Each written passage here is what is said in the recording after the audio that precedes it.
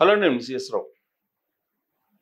వెకోనియా bromide వెకోనియం bromide అనేటువంటి injection తీసుకొని నాగాంజలి అనేటువంటి ఒక యువతి కిమ్స్ హాస్పిటల్లో రాజమండ్రిలో ఆవిడ చనిపోయారు. 23వ తారీఖున గత నెల ఆవిడ ఈ ఇంజెక్షన్ తీసుకున్నారు. ఆత్మహత్యాయత్నానికి పాల్పడ్డారు. ఆత్మహత్యాయత్నం చేసింది. దాంతో ప్రాణాపాయ స్థితికి ఆవిడ వెళ్ళిపోయింది. అప్పటి నుంచి కిమ్స్ ఆసుపత్రిలో వైద్యం చేస్తూ ఉన్నారు. బట్ ఇవాళ ఆవిడ మృతి చెందారు. దాదాపు 12 రోజులు మృత్యుతో పోరాడి ఇవాళ నాగాంజలి చనిపోయింది. ఇది బాధాకరం. దానికి ప్రధానమైనటువంటి కారణం ఏంటంటే ఆ కిమ్స్ హాస్పిటల్లో ఉండేటువంటి దీపక్ అనేటువంటి ఏజిఎం అసిస్టెంట్ జనరల్ మేనేజర్ కారణం, అతను లైంగిక వేధింపులు చేస్తూ ఉంటాడు. ఆ లైంగిక వేధింపులను తట్టుకోలేకనే నాగాంజలి ఆత్మహత్య యత్నం చేశారు, ఆత్మహత్యకు పాల్పడ్డారు. ఆవిడ బేసికల్గా ఫార్మా డి విద్యార్థిని.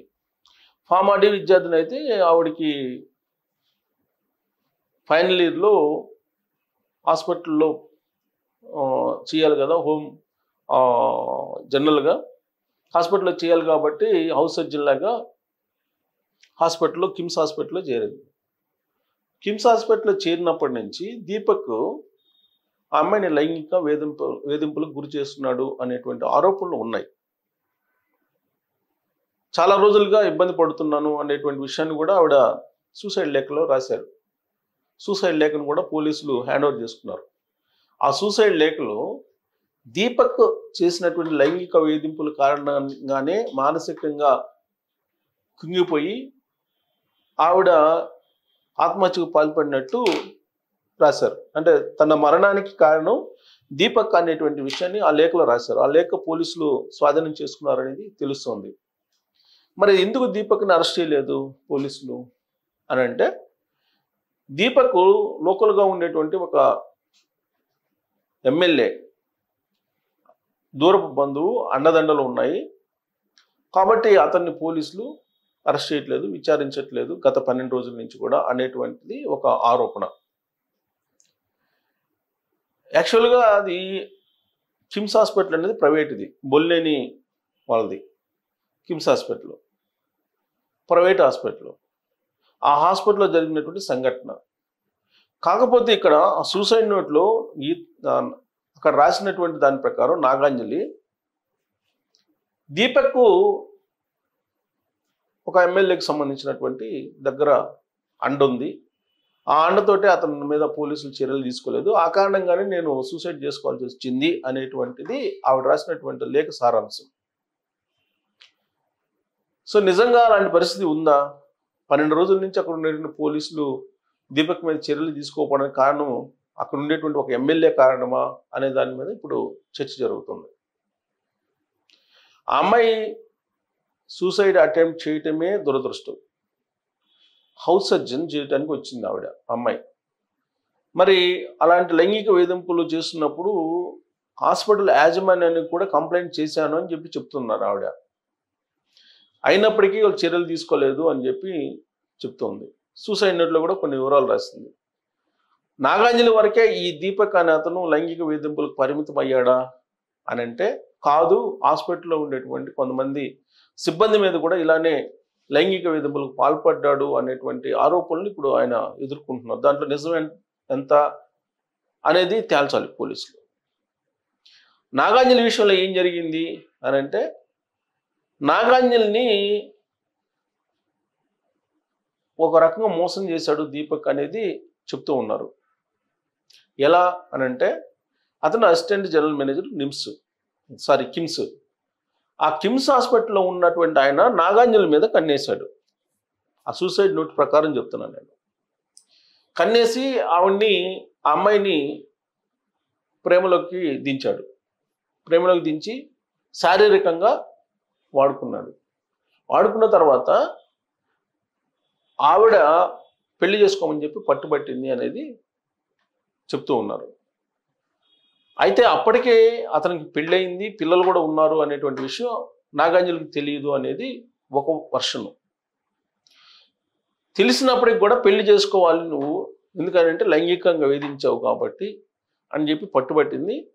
చేసుకునేది లేదు, ఎవరు చెప్పుకుంటావు చెప్పుకో అని చెప్పేసి దీపక్ వార్నింగ్ ఇచ్చాడు, బెదిరింపులకు దిగాడు. అందుకే నాగాంజలి సూసైడ్ చేసుకోవాల్సిన పరిస్థితి వచ్చింది అనేది ఒక వర్షన్, ఒక వాదన, ఒక వినిపిస్తున్నారు. పలు రకాల అభిప్రాయాలు ఉన్నాయి ఈ సంఘటన మీద. ఇదంతా కూడా అటు దీపక్ అలాగే నాగాంజలి మధ్య జరిగినటువంటి పర్సనల్ ఇష్యూ. అయితే ఇక్కడ అనూహ్యంగా రాజకీయపరమైనటువంటి అంశం తెర మీదకి వచ్చేసింది. దీంతో వైఎస్ఆర్ కాంగ్రెస్ పార్టీ ఎంటర్ అయిపోయింది. అక్కడ రాజమండ్రికి సంబంధించినటువంటి జిల్లా అధ్యక్షురాలు వైఎస్ఆర్ కాంగ్రెస్ పార్టీ మృదుల రాణే పేరే ఉంది, ఆవిడ వచ్చేసారు. తర్వాత శ్యామల వైఎస్ఆర్ కాంగ్రెస్ పార్టీ అధికార ప్రతినిధి, ఆవిడ వచ్చేసారు. వచ్చి ఇది తెలుగుదేశం పార్టీకి సంబంధించినటువంటి ఇష్యూ, ప్రభుత్వంలో ఉన్నటువంటి తెలుగుదేశం పార్టీకి సంబంధించినటువంటి ఎమ్మెల్యే అండ ఉంది, అందుకే ఈ ఇష్యూ జరిగింది అనేటువంటి అంశాన్ని తెర మీదకి తీసుకొచ్చి మీడియా ముఖంగా వాళ్ళు ప్రచారం చేస్తున్నారు. మరి వైఎస్ఆర్ కాంగ్రెస్ పార్టీ లీడర్లు, మహిళా లీడర్లు ఎంటర్ అయిపోయారు. ఉద్రిక్తమైనటువంటి వాతావరణం మధ్య ఇప్పుడు నాగాంజలి బాడీని తీసుకెళ్లారు, పోస్ట్ మార్టం కూడా అయిపోయింది. మరి ఇది పొలిటికల్గా ఇప్పుడు ప్రభుత్వానికి, కూటమి ప్రభుత్వానికి ఇప్పుడు ఒక మచ్చలాగా వైఎస్ఆర్ కాంగ్రెస్ పార్టీ వ్యూహాత్మకమైనటువంటి ప్రచారం చేస్తూ ఉంది. ఇదేమో ప్రైవేట్ హాస్పిటల్లో జరిగినటువంటి ఇష్యూ. ఆ ప్రైవేట్ హాస్పిటల్కి ప్రభుత్వానికి ఏమన్నా సంబంధం ఉందా అని అంటే అనేకమైనటువంటి ప్రైవేట్ హాస్పిటల్స్ ఉన్నాయి, వాటిలో ఒకటి అది. పోనీ దీపక్ ప్రభుత్వంలో భాగస్వామి అంటే కాదు, పోనీ తెలుగుదేశం పార్టీ కార్యకర్త అంటే తెలుగుదేశం పార్టీ కార్యకర్త అంటున్నారు, ఎమ్మెల్యే అండ ఉందంటున్నారు. మరి అది ఎంతవరకు నిజం అనేది చెక్ చేయాలి. కాకపోతే ఇక్కడ నాగాంజలికి దీపక్ మధ్య జరిగినటువంటి వ్యక్తిగతమైనటువంటి ఈ వ్యవహారం తెలుగుదేశం పార్టీని, కూటమి ప్రభుత్వాన్ని ఇరుకుని పెట్టేలా కనిపిస్తోంది. నిన్నటి వరకు కూడా పాస్టర్ ప్రవీణ్ అంశాన్ని కూటమి ప్రభుత్వానికి చుట్టేటువంటి ప్రయత్నం చేశారు వైఎస్ఆర్ కాంగ్రెస్ పార్టీకి సంబంధించినటువంటి వాళ్ళు.